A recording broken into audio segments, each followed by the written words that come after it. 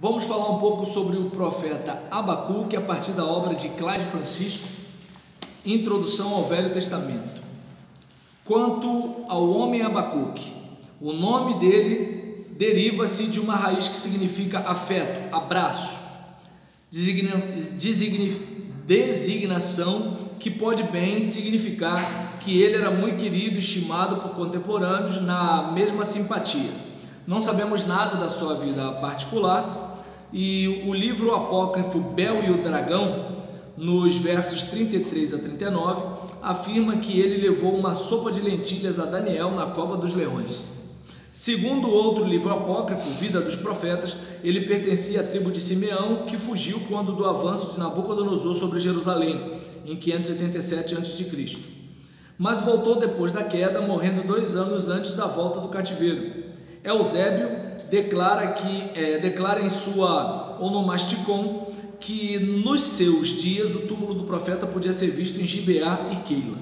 O tempo em que o profeta exerceu a sua obra pode ser determinado com regular precisão. A Assíria tinha já desaparecido do mapa e a Caldeia começava a surgir no seu grande poder. Portanto, podemos colocá-lo depois de 612 a.C., visto como Judá ainda não tinha sido invadida e a primeira invasão deu-se em 605. Os males sociais e morais descritos pelo profeta pertencem ao reino de Jeoaquim, visto como depois da morte de Josias o povo voltou aos seus antigos pecados. Ele está lá reclamando, nervoso, aquele negócio todinho, e com Abacuque surge uma nota nova na profecia. As suas declarações são diferentes das dos seus predecessores em muitos sentidos. Os primeiros profetas tinham se dirigido a Israel da parte de Deus, mas ele se dirige a Deus da parte de Israel. Pode observar. O problema do povo era o seu pecado, mas o problema do profeta era a inação de Deus. Ou seja, o profeta tradicionalmente pregava contra o povo pelo pecado do povo. Abacuque não, ele conversa com Deus reclamando da falta de ação de Deus. E nesse caso, com Abacuque, temos o problema da especulação religiosa em Israel. Sentia a prosperidade dos iníquos caldeus, enquanto o povo de Deus sofria oposição. Assim, os fatos da vida não condizem com o tradicional ensino a respeito de Deus. Dessa forma, o profeta interroga a Deus a respeito desse fato. O que está acontecendo? Como é que o Senhor deixa essas coisas todas acontecer? Até quando? É a palavra do profeta.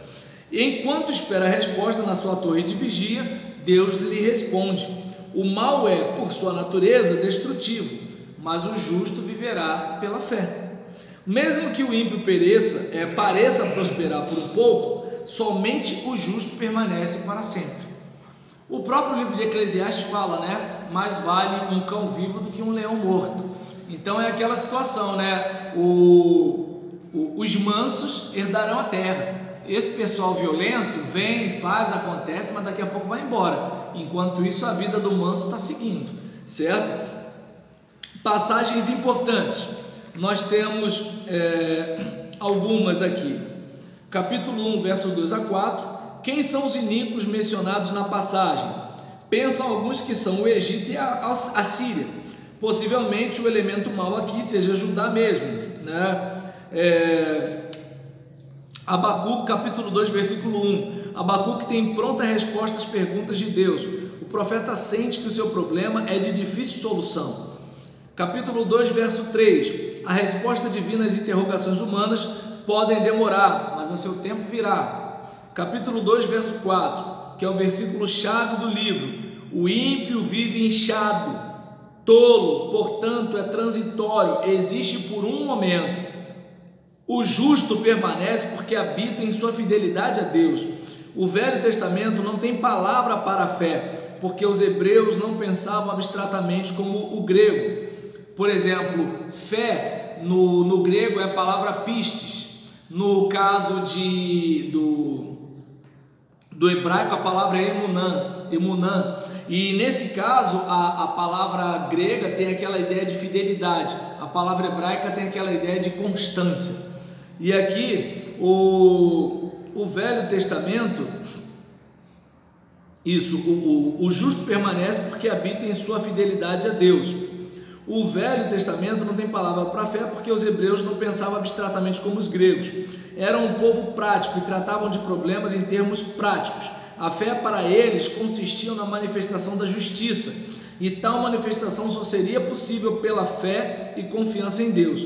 Coube a Paulo tomar os termos concretos do Velho Testamento, interpretá-los e alargá-los e mostrar o seu final cumprimento na mensagem do Evangelho. Em essência, pois, esta passagem imortal ensina-nos que os maus não têm existência e só os justos vivem efetivamente. Capítulo 2, verso 14, majestosa segurança da difusão do reino de Deus. Versículo 20, talvez um aviso a Abacuque, que como em capítulo 2, verso 1, tentava fazer perguntas, quando Deus lhe respondeu. Capítulo 3, nega-se que este salmo pertença a Abacuque, especialmente por causa da evidência que apresenta de ser usado no templo. Lembra, ao mestre de canto, ao mestre de música. Capítulo 3, verso 1 e versículo 19. Esta adaptação talvez fora feita mais tarde, entretanto Abacuque temia que a retribuição merecida pela Caldeia demorasse muito. Ele queria vê-la imediatamente, no meio dos anos. Por isso, aviva a tua obra no meio dos anos. Capítulo 3, verso 3, parte A. Não se trata de uma declaração de que Deus se originou no Sinai, e sim que vinha do Sinai para ajudar o seu povo. Capítulo 3, verso 16. Abacuque reconhece agora que o auxílio não virá imediatamente, mas demorará bastante. Até lá, declara ele na sua bela poesia que viverá pela sua fé. Quanto ao esboço do livro, nós temos aqui o título, capítulo 1, verso 1, Castigo de Judá, no primeiro capítulo. E aí o profeta grita a Yahvé por socorro contra a violência, a iniquidade e a desordem social. A lei é desrespeitada, o juiz é pervertido pelos maus, versos 2 a 4. Em resposta, Yahvé mostra o próximo castigo dos caldeus cruéis, ambiciosos, orgulhosos e bem-sucedidos, versos 5 a 11.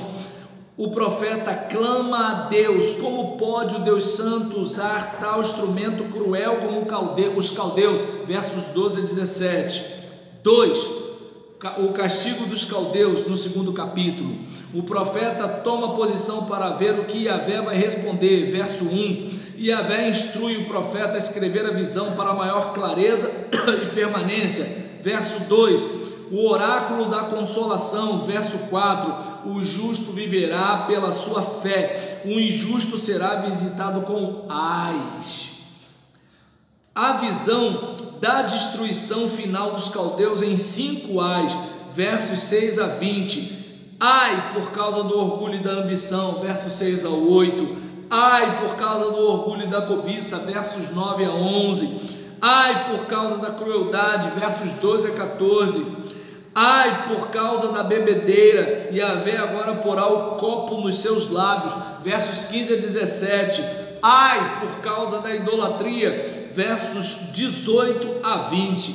Minha mãe só fazia ai, ai, ai, e aqui tem 5 ai, meu Deus do céu, não sei nem o que é isso. Então, a gente tem o bloco seguinte, capítulo 3, a oração do profeta, a visão, o verso 1, oração a Yahvé, aviva a tua obra, o título, que fala sobre isso, oração a Yahvé, aviva a tua obra, no verso 2, passa em revista o trabalho de Deus, a história de Israel numa forma poética exaltada, versos 3 a 15, no Sinai, verso 3, pragas no Egito, verso 5, terror das nações pela chegada de Israel, verso 6, travessia do Mar Vermelho e do Jordão, versos 8 a 10, em Bet-Heron, verso 11, conquista da terra, versos 12 a 15, tudo isto pela salvação do povo de Yahvé.